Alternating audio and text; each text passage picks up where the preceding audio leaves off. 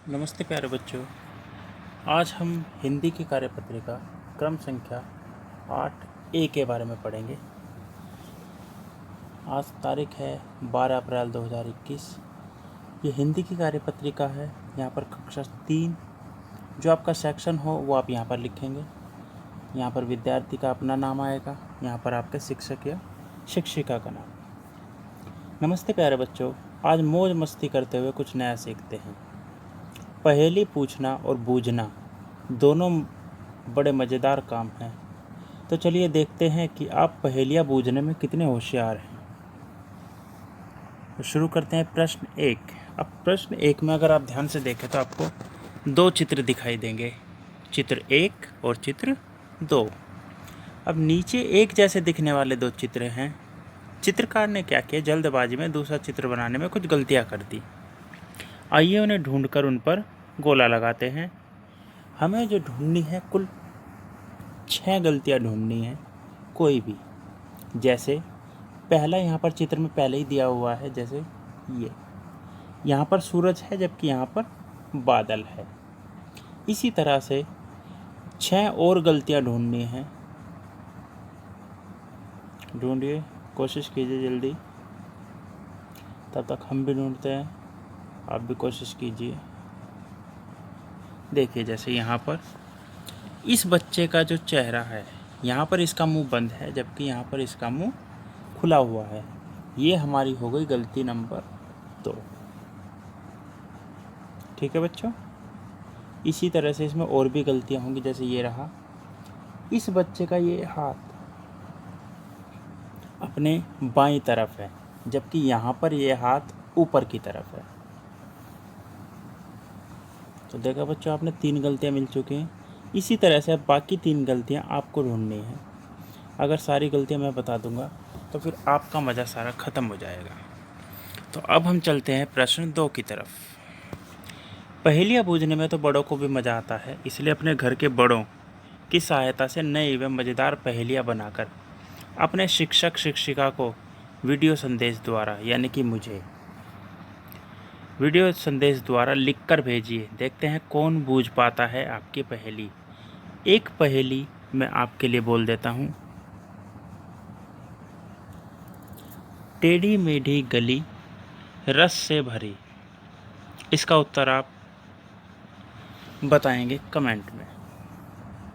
अब आते हैं कुछ रोचक तथ्य, कुछ ऐसी बातें जो सभी को जानकारी नहीं है, शायद आपको भी ना हो। मेरा भारत महान, भारत के बारे में कुछ ऐसी रोचक जानकारी जो शायद आपको ना पता हो। तो पहली बात क्या है, हमारा राष्ट्रीय फूल कमल, ये सभी को पता होगा।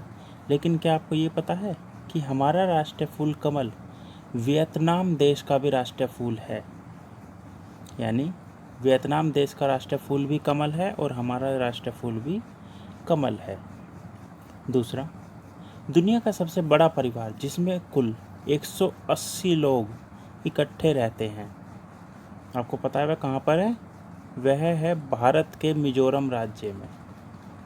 तीसरा, सांप सीढ़ी और शतरंज के खेल की शुरुआत सबसे पहले भारत में ही हुई है। नंबर 4, दुनिया में सबसे ज़्यादा वर्षा भारत के मेघालय राज्य के मासिनराम में होती है। तो ये थे कुछ रोचक तथ्य भारत के बारे में जो शायद आपको ना पता हो, लेकिन अब पता चल चुके हैं। अभिभावकों के लिए सुझाव। अभिभावक बच्चों से अपने बचपन के खेल जैसे गिट्टे, पिट्ठू, रस्सी टापना आदि खेलों के बारे में बताएं और बच्चों को फ़ोन में गेम खेलने की जगह शरीर को स्वस्थ रखने वाले भाग दौड़ वाले गेम खेल खेलने के लिए प्रेरित कर सकते हैं। और साथ ही साथ ये सब करते हुए आपको कोरोना से बचे रहना है, तो अपने हाथों को नियमित रूप से धोते रहिए, मास्क लगा कर रखिए और सुरक्षित रहिए। आज की वो कार्यपत्रिका यहीं पर समाप्त होती है। मिलते हैं अगले कार्यपत्रिका में, अगले वीडियो में।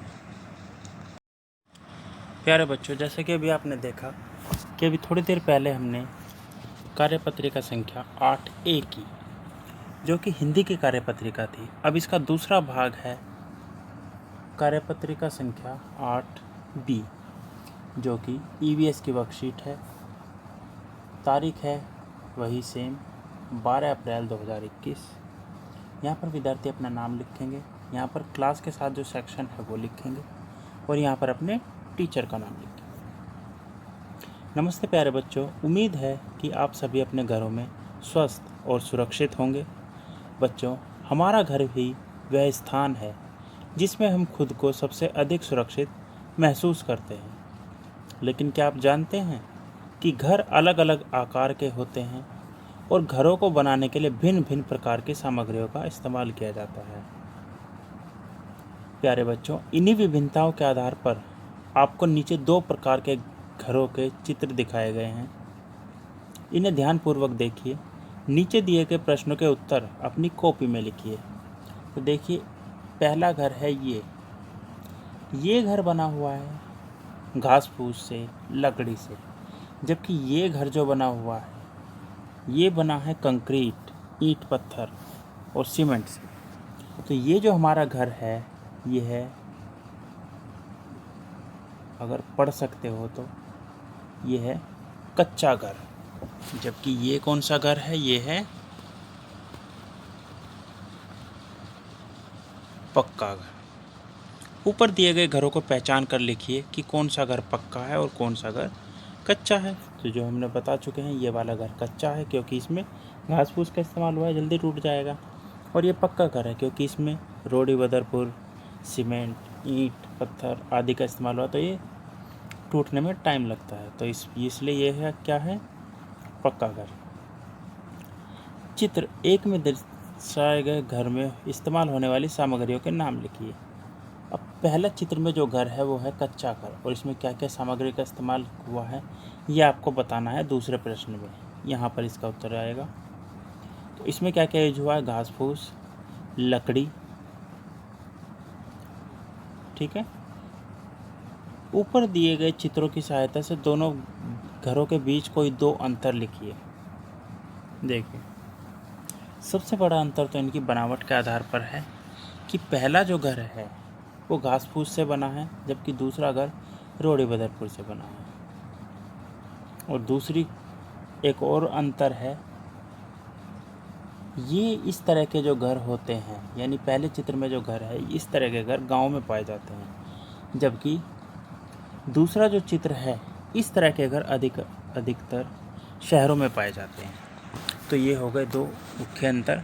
अगर आप चाहें आपको कोई और अंतर दिखता है तो आप इसकी जगह वो अंतर भी लिख सकते हैं। आप इसके लिए पूरी तरह से स्वतंत्र हैं। प्यारे बच्चों, आपको नीचे कुछ घरों के चित्र दिए गए हैं। संकेत बॉक्स की सहायता से उन्हें पहचान कर उनके नाम अपनी कॉपी में लिखिए। तो संकेत बॉक्स में जो नाम दिए गए हैं, पहला नाम है टेंट हाउस, नाव का घर, बहुमंजिला इमारत, स्टिल्ट हाउस और इग्लू। ठीक है बच्चों। तो पहला अगर हम ध्यान से देखें तो ये बिल्डिंग बनी हुई है, तो ये कौन सा होगा, बहुमंजिला इमारत, इस पे आएगा नंबर 1। दूसरा है टेंट बना हुआ, टेंट का कौन सा, ये रहा टेंट हाउस, इस पे आएगा नंबर 2। तीसरा इनमें से ना तो नाव का घर है और ना ही इग्लू है, तो बचता क्या है, टिल्ट हाउस। ये क्या होगा, टिल्ट हाउस, तीसरे नंबर पे। चौथे नंबर पर नाव का घर और 5वें नंबर पर इग्लू। आपको पता है इग्लू कहाँ पाया जाता है, इग्लू जो बर्फीली जगह होती है वहाँ पर इस तरह के घर बनाए जाते हैं, क्योंकि ये अंदर जो इनके रहते हैं उन्हें सर्दियों से बचाते हैं। उनकी बनावट इस तरह से होती है कि आसानी से टूटते नहीं हैं, और बर्फीली जगहों पर ये घर सबसे ज़्यादा उपयोगी हैं। बच्चों, घरों की बनावट वहाँ के स्थान, जलवायु और मौसम पर निर्भर करती है। अब आप इन्हीं विशेषताओं के आधार पर लिखिए कि ऊपर दिए गए घर किन स्थानों पर पाए जाते हैं। सहायता के लिए नीचे दिए गए संकेत बॉक्स का प्रयोग कीजिए। अब देखिए, ऊपर जो चित्र हैं घरों के हैं और नीचे संकेत में दिए गए हैं कि ये कहाँ कहाँ मिल सकते हैं। तो बर्फीले क्षेत्र पर कौन से घर होंगे, अभी मैंने बताया इग्लू पे 5वां नंबर लगा हुआ है ना, तो हम यहाँ पर लिख देंगे बर्फीले क्षेत्र में 5। दूसरा है जलीय क्षेत्र, जल के आसपास, जल के आसपास अब देखो ना पक्के घर होंगे ना टेंट होगा, लेकिन सबसे ज़्यादा जो जल के पास मिलता है वो क्या मिलता है? नाव। तो जलीय क्षेत्र में कौन सा आ जाएगा? 4 नंबर। फिर आता है पर्वतीय क्षेत्र। अब पर्वतीय क्षेत्रों में जो घर पाए जाते हैं वो हमारे होते हैं स्टिल्ट हाउस। तो तीसरे नंबर पे आ जाएगा हमारा पर्वतीय क्षेत्र यानी स्टिल्ट हाउस। चौथे नंबर पर समतल क्षेत्र। समतल क्षेत्र पर हमारे पाए जाते हैं बहुमंजिला इमारतें। तो ये आ जाएगा नंबर 1। और फिर आखिरी में बचता है नंबर 2, जो कि होता है रेतीले स्थानों पर टेंट लगाया जाता है। टेंट हाउस कहाँ पर मिलते हैं? रेतीले क्षेत्रों पर। ये हो जाएगा नंबर 2। इसी के साथ आपकी जो कार्यपत्रिका है इसके सभी प्रश्न यहाँ पर पूरे होते हैं।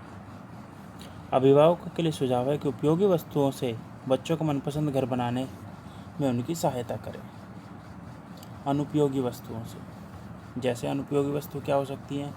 आप घर पे कोई सामान लाए हैं, वो बॉक्स में आया है, तो आप उसके कार्डबोर्ड का इस्तेमाल करके घर बना सकते हैं। या और भी कई सारी चीज़ें होती हैं जो बेकार पेपर होते हैं, उनका इस्तेमाल करके आप घर बनवाने में मदद कर सकते हैं बच्चों की। ठीक है बच्चों, इसी के साथ ये कार्यपत्रिका का दूसरा भाग ये समाप्त होता है। और ध्यान रखिए, कोरोना के समय में बाहर जाते समय आसपास के लोगों से 6 फीट या 2 गज की दूरी हमेशा बनाए रखें, ताकि आप और आपके घर वाले सुरक्षित रहें, कोरोना से बचे रहें। धन्यवाद, मिलते हैं